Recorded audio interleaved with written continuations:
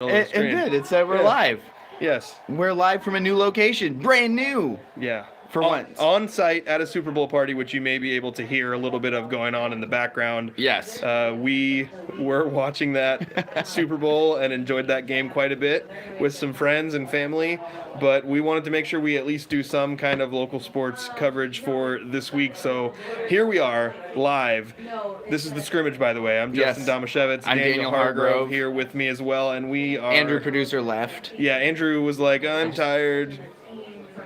Yeah. I don't want to be with you guys anymore. We've been together for 4 hours. Yeah, I gotta wake up at 3. Yeah. Or 2, something like that. But we're brought to you by Spivey Realty Group and the law office of Jeffrey A. Domashevitz, no relation. What's the A stand for? And we have some local stuff to talk about. We got a Gulls update. We've got an update from Aberdeen swimming districts, which is real exciting news. And we're going to talk a little bit of basketball before we wrap it up. Let's start with the Gulls update.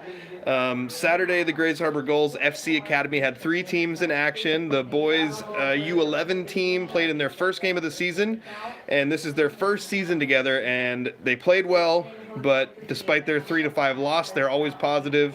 And Coach Daniel is looking forward to their next game. 2 goals scored by Levi and a beautiful free kick goal from Ansel. And I did get a video of that. It was an awesome goal. The B13 were playing on the road. They had 2 home matches. First, the Gulls B10 hosted Thurston County United. TC started off strong, scoring in the first 2 minutes. The Gulls, who were severely outsized, immediately answered back within a minute as Jordan broke through the defense and scored on a break. Thurston County answered back again, scoring another just minutes later, and at that point the Gulls had enough of it.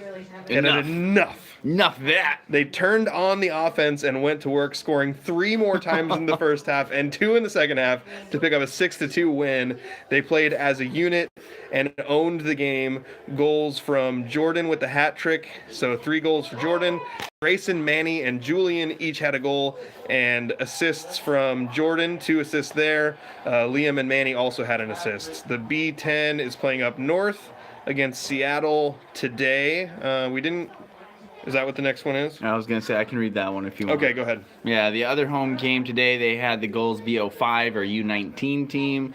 They were at Stewart Field versus Nortac Sparta SC. Sparta, that sounds intimidating. The last time these 2 teams faced off, it was a 0-0 draw in Tacoma. The Gulls, feeling they had too many missed opportunities that game, were set on finishing the job this time around.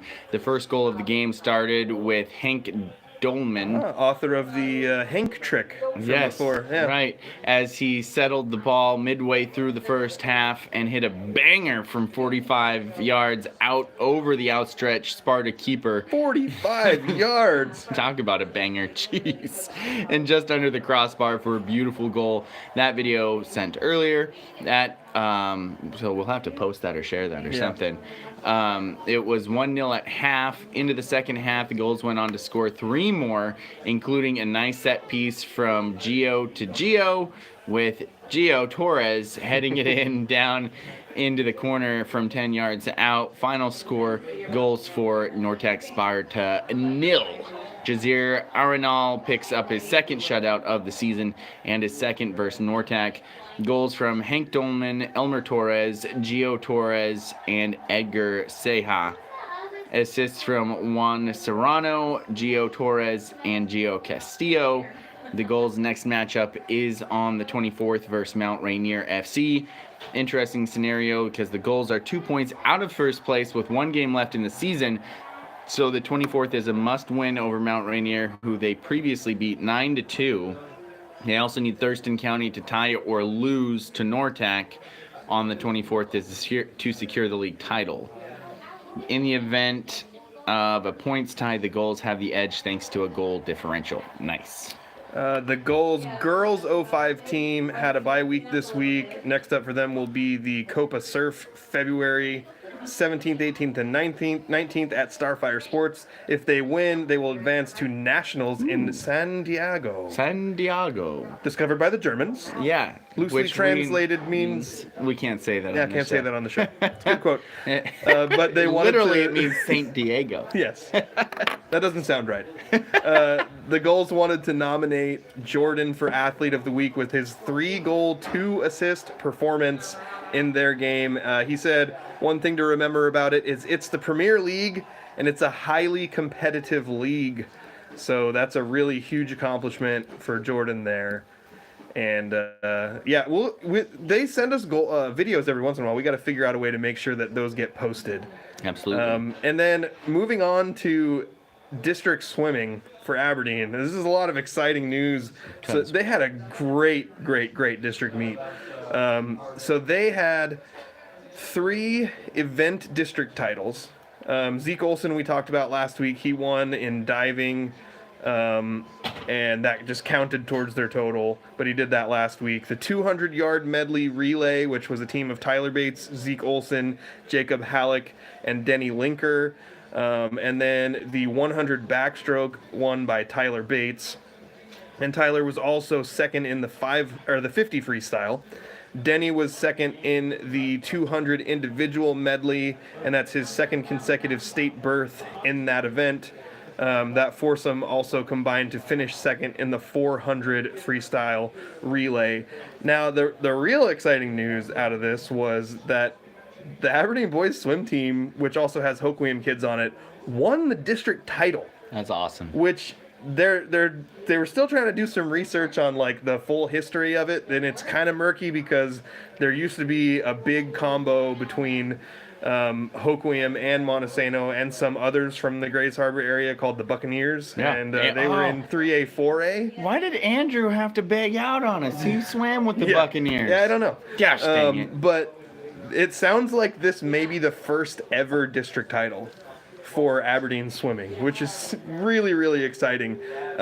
They won a state title in the late 40s and the early 50s, but that was just all one classification, and they didn't do district tournaments at that time. So This is a historic thing for Aberdeen swimming, and their head coach, Rob Burns, was named Coach of the Year at the end of the meet, which is super exciting. Our buddy Rob, very well deserving, but he wanted to make sure that he gave some credit to, actually he said much credit to his assistant coaches, Ann Isley, Carly Giles, and Jameson Burney.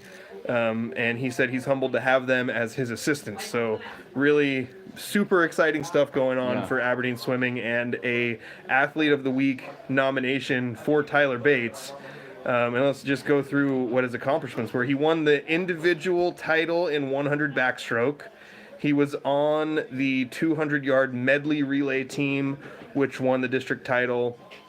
And he was on the 200 individual medley team that took second.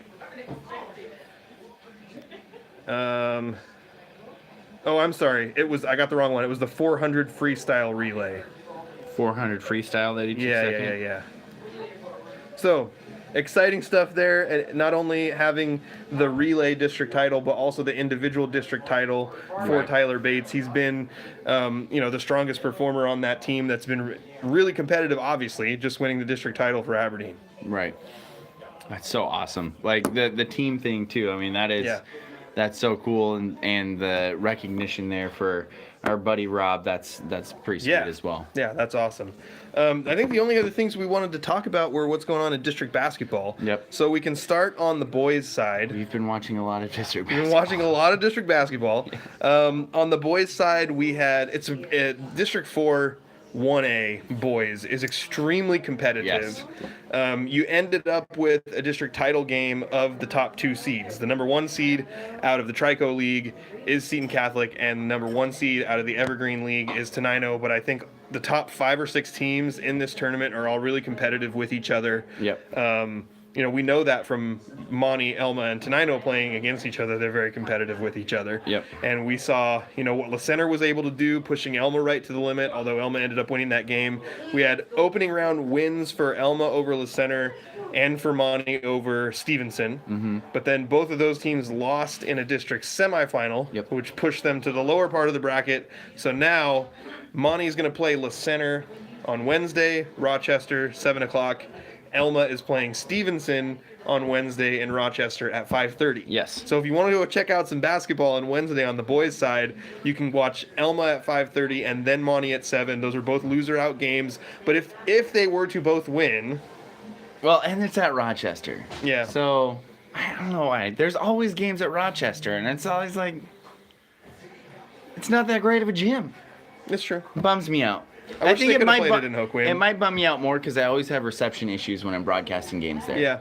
Yeah. And I'll be there broadcasting at least one of those games. But it does bring up what could be really cool. Oh, yeah. Which is if Monty and Elma, and they are the higher seeds in those games, so not pushovers they're playing against. Nope. But they are the higher seeds. So if they win those games, they will play against each other on Saturday At 2. at 2 o'clock in Hoquiam in a winner-to-state, loser-out matchup of an East County rivalry. It doesn't get much better than that, but they got to get past the teams that they're playing now.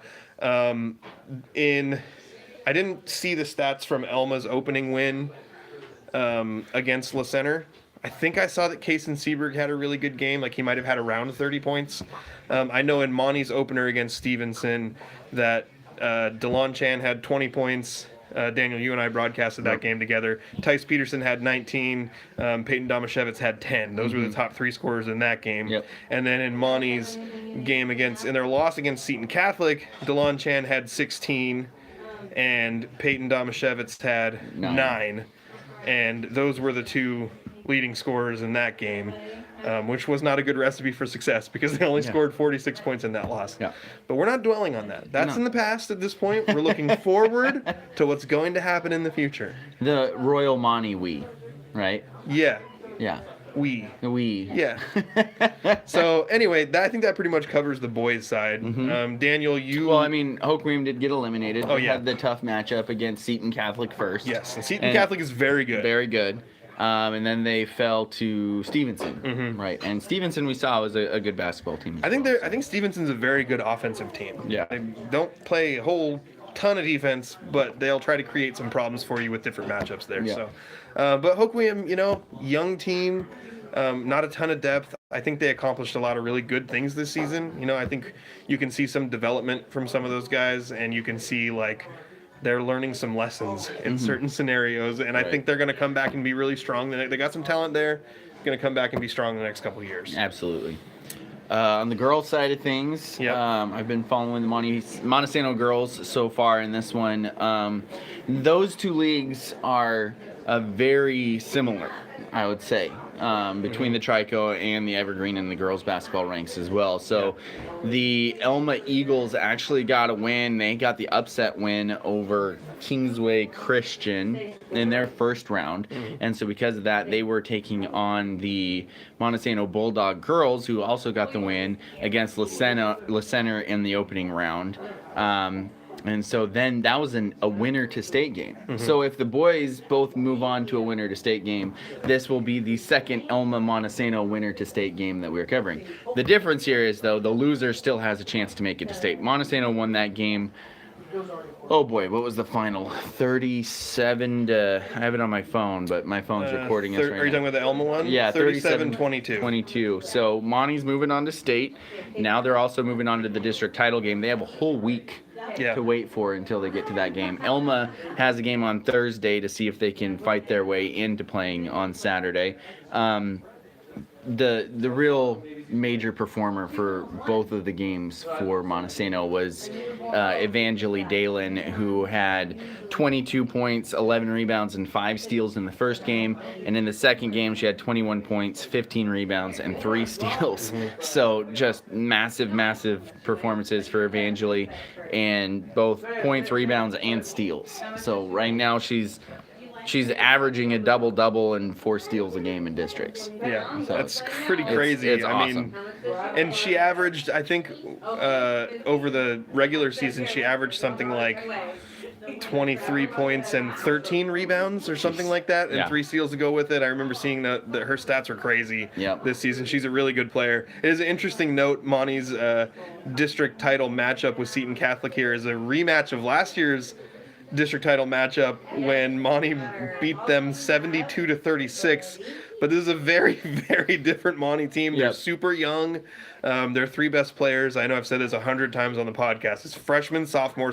Yep. Are the 3 players that lead their team. So They have one senior on the roster, and I don't think she's played the entire year because of injury. okay, So super young. Yeah, Elizabeth York is I think their only senior, and she hasn't played all year because of an injury I think she suffered in the previous season. So I would like to encourage people, like especially after seeing what the stands looked like in this last game. This was a Monty Elma game. And winner to granted, state Monty Elma game. I will say the fact that wrestling districts were on the same Yeah. day at the same time. A lot of not only people who would be there to support them, but a lot of students who are usually in the student section are wrestlers. So they weren't there. Gotcha. But That makes a big difference. it was a little disheartening to see how light the stands were in this girls' game. So Yep. this is going to be district title, and if Elma wins their next game, then they've got a shot to play in Hoquiam that same day. Yeah. So there could be 3 local teams Exactly. playing that day. Get Or 3 out. local games. Support these teams, especially this Monty girls team. They steamrolled the Evergreen 1A League, and now they've got a shot at the district title. So let's get out and support them. I will be there. Daniel will be there. Hopefully everyone will be there. Yes. Yeah. So we need to name a Spivey Athlete of the Week, Yeah. and I think we And can wrap this up. Again, another quick shout out to our sponsors, Spivey Realty Group, sponsor of our Spivey Athlete of the Week. Thank you so much for being our sponsor. If you need anything real estate needs, give them a call. Especially my buddy Chris Pirog, who I saw today. He's your guy. Give him specifically a call. Or any of them. But you could give Chris a call too. Also, the law office of Jeffrey A. Domashevitz, sponsor of Stump Daniel, which I got completely stumped in my picks for all the over-unders today for the Super Bowl. You did bad. I did bad. Thankfully, Yeah. Andrew was here to do worse. No, Andrew beat you by 1. Oh, never mind. Thankfully, Isaac was here to do worse. Yes. Yeah. And also some of the women and children that were here did worse than you too. Moving on to our Spivey Athlete of the Week. There's some compelling. There is some People- good, yeah. Because Coming in, I thought it was Jilly all the way. Yeah. And now we have to really figure out who it's going to be between Tyler Bates, Jordan from the Gulls, and Evangeline Dalen. What's Has Jordan's Jilly- last name? I don't think that it said. I think it just Okay. said Jordan. Just said Jordan. Has Jilly been Athlete of the Week this basketball season? I don't think so. So I'm looking back here. That's No. volleyball. No. Save the rest of them for. We're in football here. It is Yeah. officially. We post lots of stuff. Yeah. Yeah. This is Wow, still good football. job. You keep, Okay, soccer. there's a basketball. Okay, there's basketball. We started. There's Lincoln Nemi. There's Jane Roloff. Henry Nelson, because we had 2 Yeah. cross country. Tyler Bates Tyler was. Bates, Um, Chan and Tice. Yep, we had a couple Monty boys, then DeLon DeLon Chan again, again, Annie Tro. Tro, Kaysen Seberg, a couple of Monty wrestlers, Logan Roberts and Kaya Roundtree. Yep. Let's see. Tyson Portman yeah. from Willapa Valley Wrestling, Kaysen Seberg. Oh wait, that's That's the defensive. Yeah, MVPs. defensive teams. Want to take it home? And The then Tro Tros. twins. Yeah, no, this is it. We have not had Jilly Dalen as Athlete of the Week. And if I was choosing between Tyler and Jilly, Yeah. and I feel like the two of them, like, that's pretty even. Huge performances in districts. Right. And the tiebreaker literally could be Tyler was Athlete of the Week before this season and Jilly wasn't. All right, Yes. children, you ready? And this is not to discount what Jordan did because it's awesome. Yes. 3 Was goals. that in one game? Yeah, three goals and 2 assists in one game. It's a toughie. Well, this may not be fair, but we didn't give it to Elmer Torres when he had 4 goals and 3 assists. Yes. And we have a bias to games we watched. That's true. And I watched Jilly put up both of these performances. And just repeat what Jilly's stat lines were in these games. She went for 22 points, 11 rebounds, and 5 steals in the first one. Yeah. And then 21 points, 15 rebounds, and 3 steals. Yeah. With the escalators of winner to state In a rivalry. in a rivalry against Elma. Yeah. And she scored over a third of the entire game's points in that game. Yeah.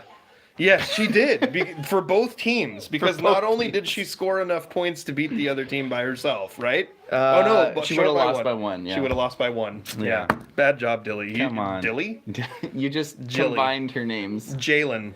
Jilly Dalen mashed together as Jalen. So, Jilly, if you had scored 2 more points, this would be an easier decision because then you would have had more than a third of the total points in the game.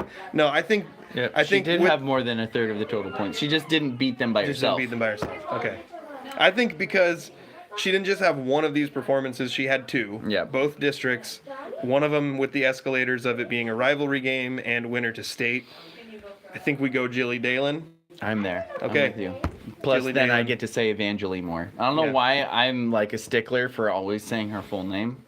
Other people are like, that's Jilly. And I'm like, Yeah. I don't know. Her parents gave her the full name for a reason. True. You've been a Daniel who goes by Daniel your whole life. Yeah, exactly. Except for like this one weird little stretch where you went by Danny for a short period of time. Very short. Yeah. And now you're trying to bring it back, and I don't like it. Well, that was just I was in a mood. Yeah. Just Anyway, texted Danny, and then other people was it Ian was Yeah. like, "Who's Danny?" And I was Yeah. like, "It's Daniel." which is the correct response. yeah Yeah. accurate. So, we're in agreement. Yeah. Our Spivey Athlete of the Week this week for her 2 amazing performances in the district tournament, leading them to a state berth and a district title opportunity on Saturday, is Evangeline Dalen for 22 points, 11 rebounds, 5 steals, 21 points, 15 rebounds, 3 steals, and yeah, you are Spivey Athlete of the Week. We get the weirdest comments. Thank you for Francis to come back. Who is your favorite green person? Yeah. Let's see. Wasn't there like a Mean Joe Green who used to play defensive end somewhere? Yeah. Yeah. Anyway. That's it. Yeah. I think before the comments get too out of hand, we're gonna go for it. Again, congratulations to Evangeline for being our Athlete of the Week, and thank It's you to our bedtime. sponsors. And I'm so grumpy the Chiefs won. Go Chiefs. How do I turn this off? Happy Super Bowl Sunday. How do I turn it off? Yes.